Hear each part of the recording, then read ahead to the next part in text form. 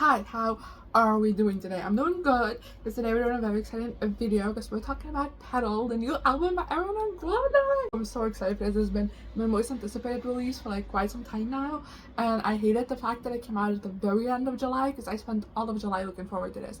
But if this is not the first video you've seen from me, you might see that things look a bit differently. That's because I can't normally film and edit everything on my iPad, and I currently won't charge. I don't know if it's my charger or the iPad itself.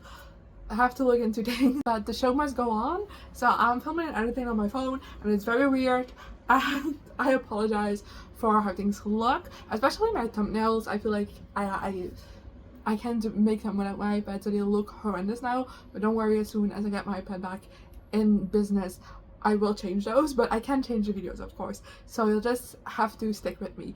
Anyway, all that aside, if this is the first video you're watching from me, for these album reviews, everything is based upon my opinions after my first listen through of the album. Also, I'm a fangirl, not a music critic, so that's the perspective that I'm looking at with things. And then first I'll be talking about each song individually, then do some overall thoughts on the album, and ending with my top 3, so that's the kind of a general build-up we have for this video. So let's just dive into things with the first song on this album, Kiss Me. And honestly, this song immediately opened things with a bang. The intro just kind of builds, and it starts with a vibe that is very similar to what we got in like Eternal Sunshine, and then just like bursts open the door, and like the song just feels very epic and grand, and just like a great way to kick off this album in a way that had me already obsessed with it, you know? And then we have Hate That I Made You Love Me. This is the single release from the album before the album came out. Only one single release, that's this one. So I already knew it, we already loved it, and I still love it so much. There's just something about the production that just hits my brain just right, especially those like bubble sounds I've heard it described. I don't know what else to describe it with, but those parts, like, oh, they just hit my brain just right. And then on top of that, I just think it is just a really great song with great lyrics, and I always have a blast listening to it. And we have Petal, the title track.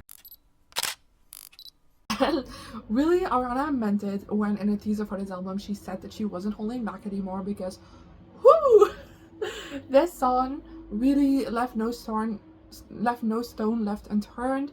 It just was so badass. Again, great lyrics, and I just felt so overwhelmed with thoughts while I was listening to this. Now next we have Stay,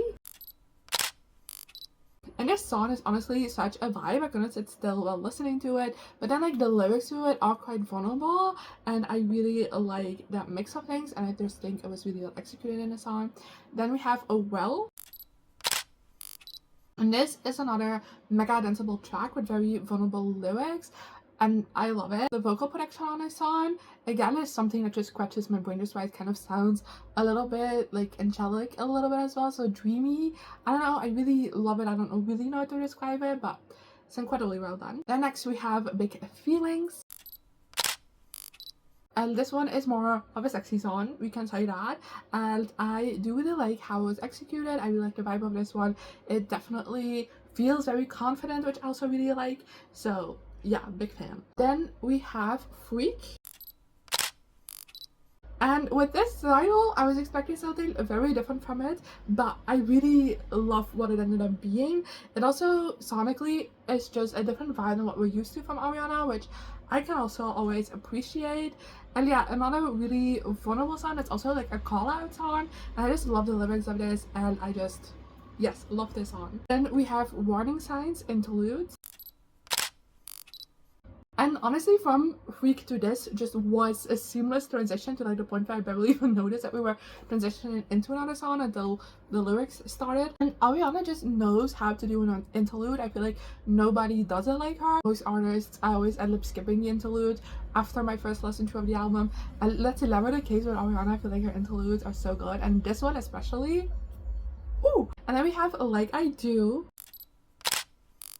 And for this one, I wrote in all caps, Ariana has come in for the kill, because that just is the perfect vibe for the song. It's so badass. I feel like this whole album is like very confident, but like this one just leans very much into that badassery and that confidence, and I love it so much. Then we have Never Get Over Me.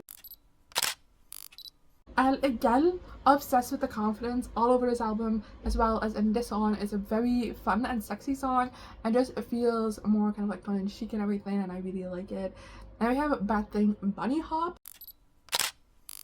This is another song for which the vibe feels very different from Ariana's typical, but I really like it. Ends up being a very cute, happy song, which I really like, especially after kind of a bit the darkness, like the heaviness of the rest of the album. It's nice, like, after this interlude to include a bit more that lighthearted happiness as well to it. And this one, just I genuinely was smiling my entire way through it because it felt so cutesy in a way. So really like it again. And then we have already arrived at the last song of the album, which is Nowhere Nobody.